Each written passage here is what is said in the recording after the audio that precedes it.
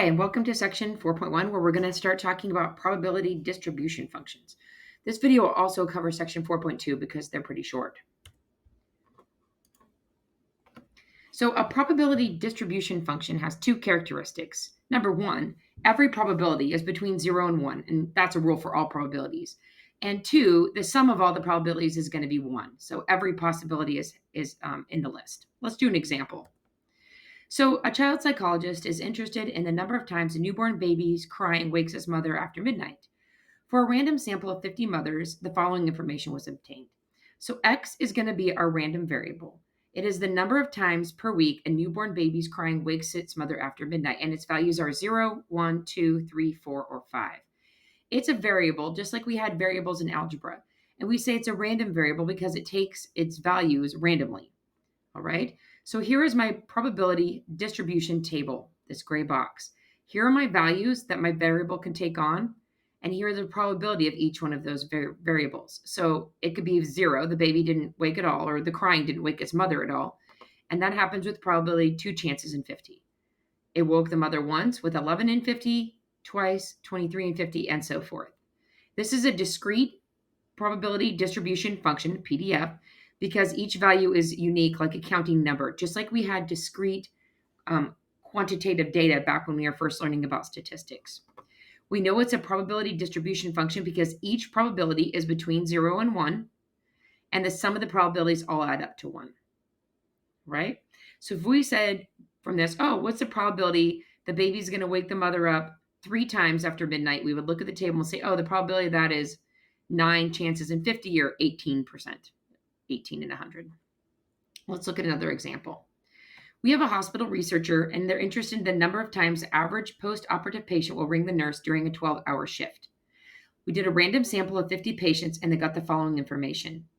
X is the number of times a patient rings a nurse during a 12-hour shift. In this exercise, we got values 0, 1, 2, 3, 4, and 5. Again, X is the values that the probability can take on. So it could be that they could ring the nurse 0 times, 1 times, etc. Up to 5 times is what we got of our sample. And this is the probability of each one of those occurring. First of all, let's check, is this a probability distribution? We need to check 2 things. The first thing we check is that every single probability is between 0 and 1. So that's looking in this column. And we look down there, and they all are between 0 and 1. 0 is less than or equal to P of X for all X is less than or equal to 1. We don't have anything bigger than 1 or less than 0.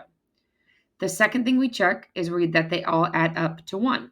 So we're going to add 4 over 50 plus 8 over 50 plus 16 over 50 plus 14 over 50 plus 6 over 50 plus 2 over 50. And I think if you check by adding up all those numerators, you do get 50 over 50, which is equal to 1. So sure enough, check, it is a probability distribution. All right, let's see how we can use this to answer some questions. What is the probability that a patient will ring the nurse 3 or more times? So we want to know the probability that X is greater than or equal to 3. So 3 or more times would be the probability that X is equal to 3. That's one choice. Or probability that X is equal to 4. Or the probability that X is equal to 5. All right. These are mutually exclusive events. You can't ring 3 times and 4 times. So we're going to add them up. This is going to be 14 over 50 plus 6 over 50 plus 2 over 50, which is equal to 22 chances in 50. All right, and that's the probability. We can reduce that if we want to. I guess that'd be 11 in 25 if we want to reduce the fraction. What is the probability that a patient will ring a nurse less than 2 times? I want you to pause the video and calculate the probability that a patient will ring a nurse less than 2 times. All right, did you get this one? Well, less than 2 times means X equal to 0 or X equal to 1, not 2, because it said less than 2, not less than or equal to. So the probability of 0 times is 4 in 50. And the probability of 1 time is 8 in 50. And so the total is 12 chances in 50. And I guess we can reduce that to 6 in 25. All right, so you can answer all kinds of questions about probability based on the probability distribution table. Another thing you might ask is, what's the most frequent number of time? What number of calls is the most likely, I guess is how I should phrase that. What number of calls is the most likely? And we would see the one that has the biggest probability. So you can answer questions like that. All right, let's start talking about mean or expected value. All right, so our expected value of a probability distribution is a lot like the mean of data values. We're going to talk about what we expect to happen on average over a long, long period of time, not what happens after one time. So remember, probability doesn't talk about short-term results. Probability talks about long-term results. So to demonstrate this, Carl Pearson one time tossed a coin 24,000 times. He recorded every single toss and ended up getting heads 12,012 times. So that is like the law of large numbers. You're going to do this a long time. So the expected value is the long-term average. We call it the mean. We call it the expected value. We represent it with the Greek letter mu.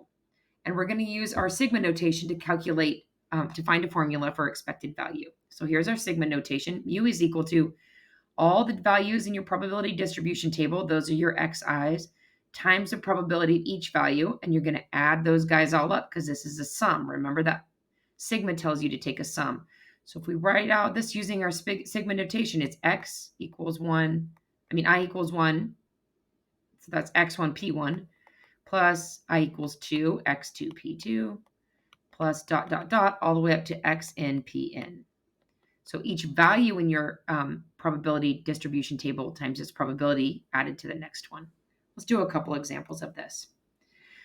So we have a men's soccer team, and they play soccer 0, 1, or 2 days a week. The probability they play 0 days is 20%. The probability they play 1 day is 50%. And the probability they play 2 days is 30%. We want to find the long-term average or expected value, mu, on the number of days per week the men's soccer team plays soccer. So after 10 years, what was the average number of days that they played?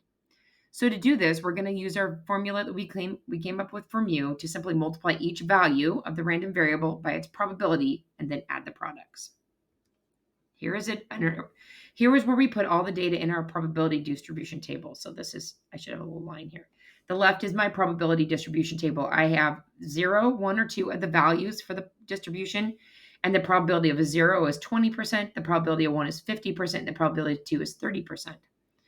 All right, so to calculate my mu, I'm going to take 0 times 0.2, that's x1 p1, plus 1 times 0.5, that's x2 p2, plus 2 times 0.3, that's x3 p3. And there's only 3 values, so that's my total number. And whatever that equals, I guess I'll calculate it on the next page. You add those guys all up and you get 1.1. So the expected value is 1.1. So that means on average, they expect to play 1 point days per week. Obviously, you can't play a soccer game 1.1 days a week. You can play 1 or you can play 2.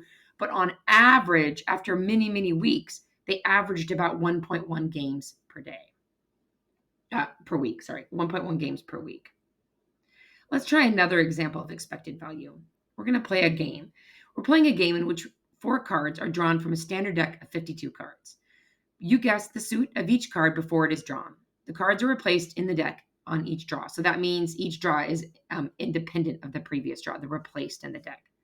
All right, you pay $1 to play. If you guess the right suit every time, so all 4 draws, you get the right suit, you get $256. What is your expected profit of playing the game over the long term? All right, so we're going to define our random variable x to be the amount of money we profit. And the values are going to be either -1 or 256. Because if we lose, we paid $1 and we're down $1. If we win, we get back $256 plus my money that I played, right? So that means I made a profit of $256. All right, so let's go ahead and set up the distribution table. So my 2 values are -1 and 256. All right, what are my probabilities? Well, I get -1 anytime I lose and 256 anytime I win. This is lose and this is win. So I need to figure out the probabilities of losing and winning. Well, the probability of winning is the easiest one because it's guessing the right suit each time. Each time we have a 1 in 4 chance of guessing the suit right at random, right? you have 4 choices for suit, hearts, diamonds, clubs, or spades. You have a 1 in 4 chance of guessing it right. So with the first draw, remember they're all independent because we put the card back. It would be different if we didn't put the card back. But each time it's 1 in 4, 1 in 4, 1 in 4, 1 in 4. Multiply those guys up because they're independent. We get 1 in 256, which is equal to 0.0039. All right. So that means the probability of guessing it wrong, the best way to compute this is going to be 1 minus the probability of guessing it right. Those guys are complements. Remember, we learned about complements and probability. If I don't get it right, I got it wrong. So together they must add to one whole. So 1 minus 1 and 256 is 255 and 256, which is equal to 0.9961. So this is 0.0039, and this is 0.9961. All right, and finally, now I can compute my expected value.